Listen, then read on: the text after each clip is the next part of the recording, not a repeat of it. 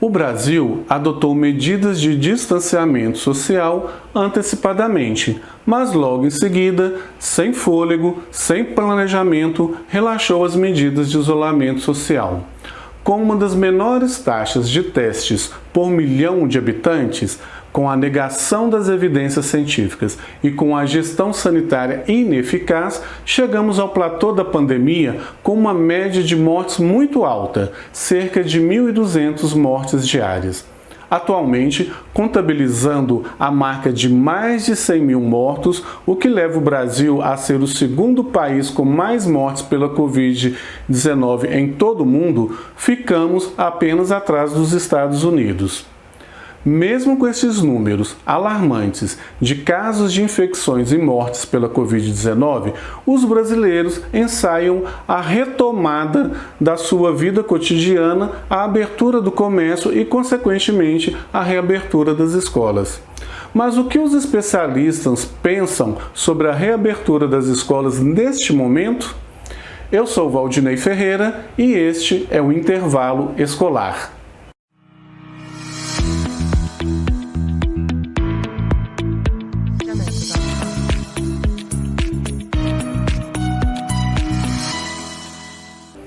Hoje vamos falar sobre o possível retorno das atividades escolares presenciais no ensino básico em pleno avanço da Covid-19 no Brasil.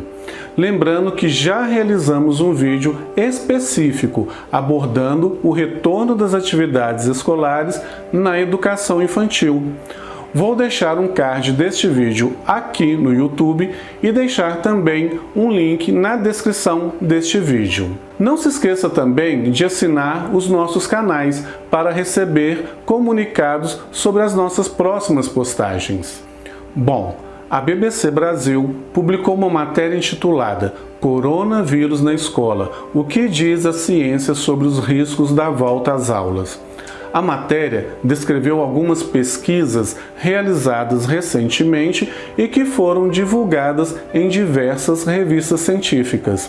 Segundo as pesquisas, a volta às aulas podem até acontecer, desde que não haja grandes surtos da doença na localidade, que se mantenha o distanciamento social, os protocolos de segurança, que se tenha um bom sistema de testes e de rastreamento de contatos. Algo que inexiste em diversos lugares do mundo, inclusive no Brasil. Esses estudos revelam que sem esses protocolos, os professores e funcionários correm mais riscos de contaminação e agravamento da doença do que os alunos e que a maioria das escolas no mundo que reabriram as portas sem esses devidos cuidados registraram grandes surtos da doença. A matéria destaca que foi observado um risco de infecção menor entre as crianças, mas a situação mais preocupante estava relacionada com os professores e funcionários. Esses representam 10% da população escolar e correspondem a 56% dos casos de infecções relacionadas à Covid-19. Um estudo da UFMG intitulado Trabalho Docente em Tempos de Pandemia, coordenado pela professora Dalila Andrade de Oliveira, do Grupo de Estudos sobre Política Educacional e Trabalho Docente, ouviu 15.654 profissionais da educação. O principal medo desses trabalhadores, relatado pelo estudo, é de voltar para as salas de aula, como planejam diversas secretarias de educação, mesmo diante da pandemia, fazendo mais de 1.000 mortos por dia, há mais de um mês, e sem termos estabelecidos protocolos sanitários eficientes. Com a ausência de debates democráticos e principalmente desrespeitando as evidências científicas em relação ao possível contágio da Covid-19, as redes públicas e privadas de educação têm sugerido saídas individualizadas para o retorno das aulas presenciais. Algumas dessas instituições de educação pontuam que, para o retorno das atividades, temos que ter a diminuição do índice de contágio, de internações e de mortes ligadas à Covid-19, por um período mínimo que pode variar de 20 a 30 dias. Havendo a diminuição, O segundo passo seria o retorno das atividades de forma fragmentada, que pode ser por faixa etária ou percentual de alunos de uma determinada escola. Por exemplo, primeiro voltaria o ensino médio, depois o fundamental e, por último, a educação infantil.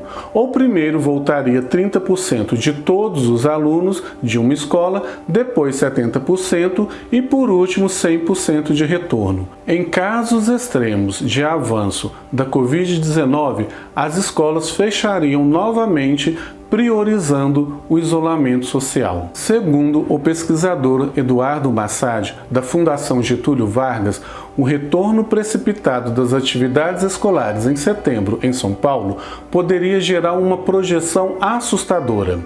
No primeiro dia de retorno às atividades escolares, poderemos ter 1.700 novas infecções entre adultos e crianças, com cerca de 38 mortes. Mas não para por aí. Depois de 10 dias, este número irá dobrar e quadriplicar depois de 15 dias. Para Massad, abrir as escolas agora, sem uma vacina ou medicação eficaz, é programar um genocídio no campo educacional.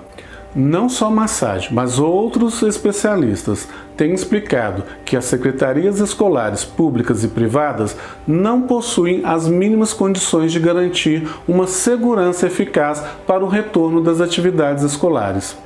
Para o Dr. Carlos Bezerra, certamente haverá um festival de contaminações de professores e alunos caso as aulas presenciais voltem em 2020. O Dr. Carlos Bezerra concorda com Massad ao afirmar que é impossível o retorno das atividades presenciais sem termos uma vacina eficaz contra a Covid-19. Entidades sindicais que representam os profissionais da educação apontam que a categoria rejeita veementemente a possibilidade de um retorno sem a consolidação e distribuição de um medicamento ou vacina.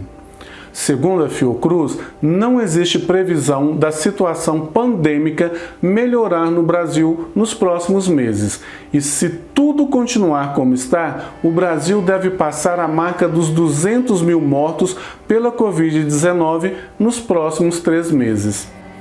Bom, sem um planejamento sanitário eficaz, sem a redução nos números de contágios, infecções e mortes, e principalmente sem a consolidação de um remédio ou vacina eficaz contra a Covid-19, não há como pensar no retorno das aulas presenciais no Brasil. Precisamos defender a vida a todo custo. Fiquem bem e até o nosso próximo intervalo escolar.